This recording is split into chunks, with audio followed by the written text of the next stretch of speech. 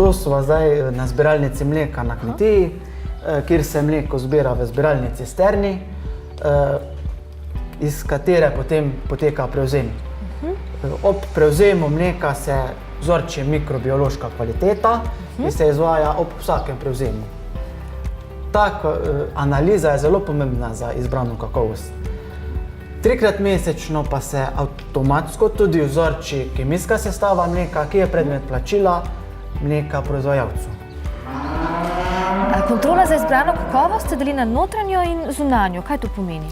Torej, zadruga kot organizator odkupa smo zadolženi za kontrolo, notranjo kontrolo vseh naših 320 proizvajalcev mleka s mesečnim vzorčenjem, nenapovedanim mikrobiološke kvalitete.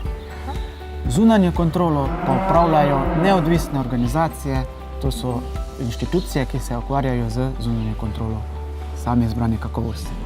In tudi čiščenje opreme in cisterne, tudi to je pomembno. To je zelo pomembno. Ko se mleko prevzame, se takoj opravi čiščenje cisterne.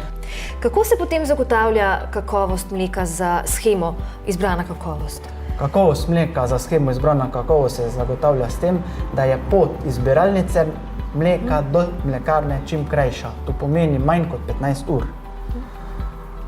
Tudi sama mikrobiološka kvaliteta je zelo pomembna. Standard je manj kot 100 000 mikroorganizmov.